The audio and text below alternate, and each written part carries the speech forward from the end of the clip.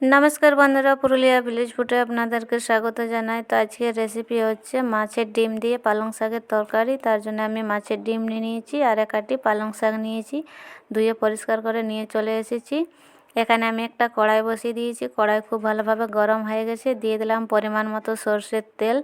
আর মাছের ডিমটা আগে আমি ভেজে নেব, তারপরে তরকারিটা রান্না করব। তো তেল গরম হয়ে গেছে, এবারে আমি মাছের ডিমটা দিয়ে দেব। এই দেখুন, মাছের ডিমটা দিয়ে দিলাম, ভালোভাবে ভেজে নেব।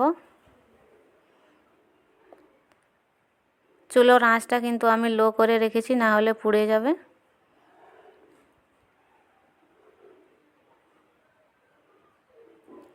এইভাবে নেড়ে চেড়ে ভেজে নেব। দেখুন কত সুন্দর কালার চলে এসেছে। এবারে দিয়ে দিলাম পরিমাণ মতো লবণ, আর দিয়ে দিলাম এক চুটকি হলুদ গুঁড়ো। ভালোভাবে আবার মিশিয়ে নেব।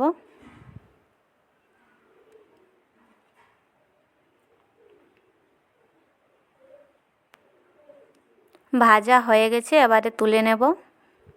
এই দেখুন তুলে নিয়েছি। তরকারিটা রান্না করব, আবার কড়াই বসিয়ে দিয়েছি। এবার দিয়ে দেব পরিমাণ মতো সরষের তেল। তেল দিয়ে দিলাম।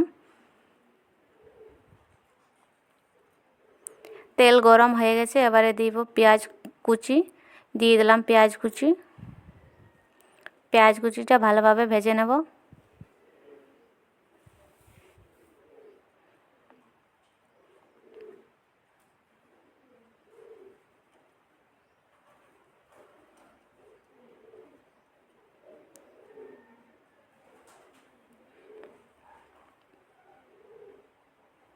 পেঁয়াজ কুচিটা হালকা ভাজা হয়ে গেছে।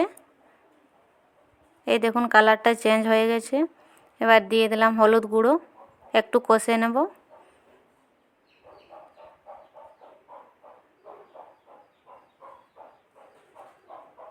কষে নিয়েছি। দিয়ে দিলাম আদা রসুন বাটা, আবার কষে নেব।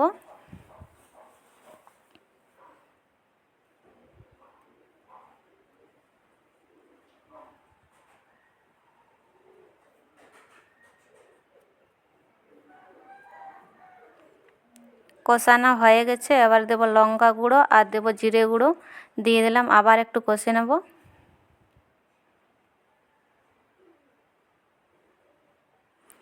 মশলার বাটিটা ধুয়ে একটু জল দিয়ে দিলাম। মশলাটাকে আবার ভালোভাবে কষে নেব।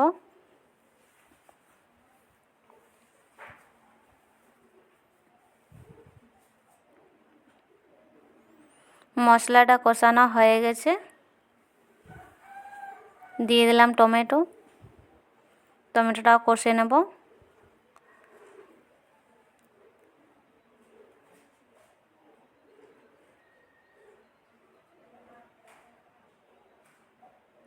এবারে দিয়ে দেবো স্বাদ মতো লবণ। টমেটোটা তাহলে তাড়াতাড়ি গলে যাবে। আবার নাড়াচাড়া করে নেব।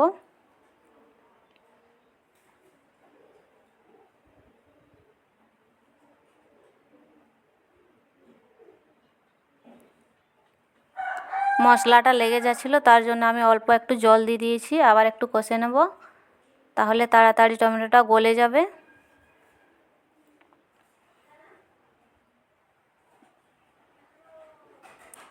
এই দেখুন হয়ে গেছে মশলা কষানো। এবারে দিয়ে দেব পালং শাক। পালং শাকগুলো দিয়ে দিলাম।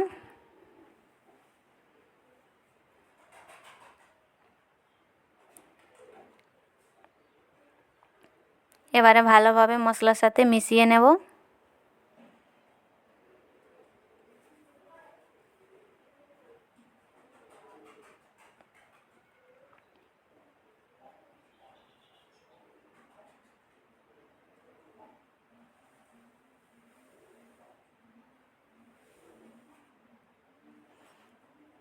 মশলার সাথে পালং শাক মেশানো হয়ে গেছে। এবারে মাছের ডিমটা দিয়ে দেব। একটু চাপা দিয়ে সেদ্ধ করে নিলাম। এই দেখুন সেদ্ধ হয়ে গেছে।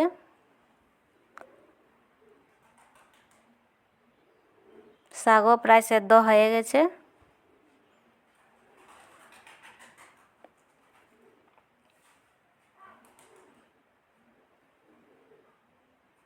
এবারে দিয়ে দেব মাছের ডিম। দিয়ে দিলাম মাছের ডিমটা, আবার ভালোভাবে মিশিয়ে নেব।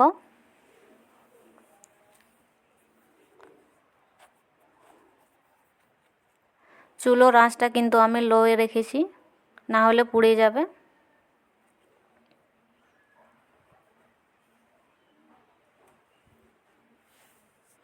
ভালোভাবে মশলার সাথে মিশিয়ে নিয়েছি, এবার অল্প একটু জল দিয়ে দেবো।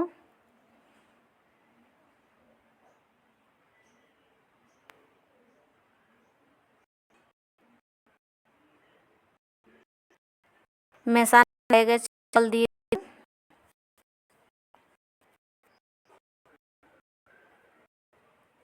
এবার চুলোর আঁচটা আমি বেশি করে দেব।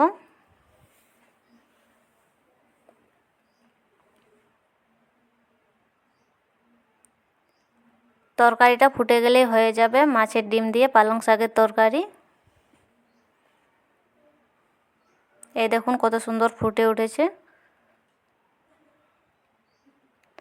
তরকারি হয়ে গেছে, এবারে নামিয়ে নেব। এখানে আমি একটা প্লেট নিয়েছি, এটাতে নামিয়ে নিচ্ছি।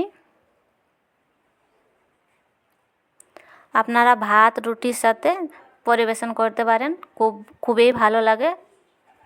ভিডিওটা এখানেই শেষ করছি। ভালো লাগলে একটা লাইক করবেন আর আমার চ্যানেলটাকে সাবস্ক্রাইব করবেন। দেখা হবে একটা অন্য কোনো ভিডিওতে, ততক্ষণের জন্য ভালো থাকবেন।